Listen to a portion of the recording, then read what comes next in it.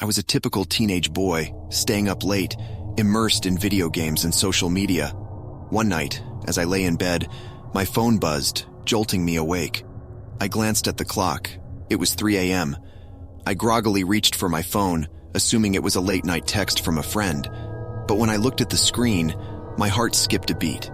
The caller ID displayed an unfamiliar number, and my instincts told me not to answer.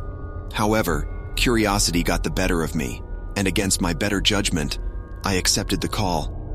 "Hello?" I stammered, my voice barely audible. Static filled the line, and then a faint, eerie voice spoke. "Come to the old mansion on Oakwood Lane," it whispered. Goosebumps erupted on my skin, and a chill ran down my spine. Who is this? Why are you calling me at 3 a.m.? I demanded, trying to sound brave. "I need your help. Come to the mansion." The voice persisted, its tone desperate and haunting. My mind raced with questions and fear. Was this some kind of prank? Or worse, was it a dangerous situation? But the voice sounded so genuine, so pleading. Against my instincts, I agreed to go. I told myself that it was just a prank, and there was nothing to be afraid of. After all, the old mansion on Oakwood Lane was just an urban legend, right? Dressed in warm clothes, I sneaked out of my house and made my way through the silent streets. The night was unusually quiet, adding to the eerie atmosphere. The old mansion loomed before me, its crumbling facade casting long shadows in the moonlight. As I approached the mansion, a feeling of dread washed over me. The air was thick with tension, and I could hear my own heartbeat in my ears. "Is anyone there?" I called out, my voice trembling. Silence was my only response. I was about to turn back when a flicker of light caught my eye. It came from a window on the top floor. My heart raced, and I felt drawn towards it, as if an invisible force was guiding me. Inside the mansion, the floorboards creaked beneath my feet, and I could hear distant whispers, as if the walls were speaking to me. The air was heavy with an inexplicable sorrow, and I couldn't shake the feeling that I was being watched.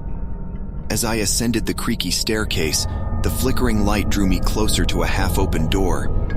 Inside the room, I found a small figure huddled in a corner, bathed in the glow of candlelight. It was a girl, no older than me, her face pale and tear-streaked. "Are you the one who called me?" I asked, my voice trembling. The girl looked up, her eyes filled with sadness and desperation. "Please, you have to help me," she pleaded. I recognized her as Sarah, a girl who had gone missing years ago, her story a haunting legend in our town. My heart pounded, realizing that I was face to face with a ghost. "What happened to you?" I asked, my fear giving way to compassion.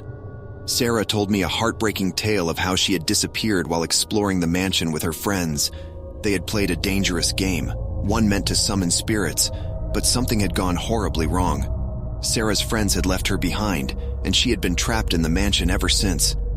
"I can't find peace," Sarah said, her voice barely above a whisper. "You have to help me cross over." I felt a mixture of fear and empathy. Could I really help a ghost find peace? I had to try.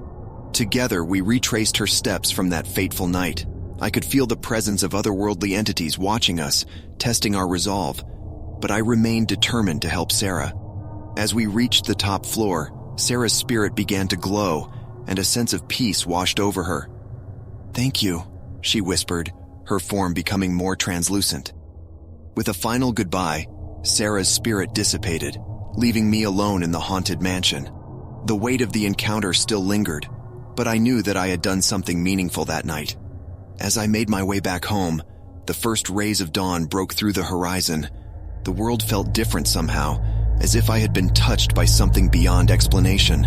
From that night on, I never received another mysterious call at 3 a.m., but the memory of that encounter stayed with me forever.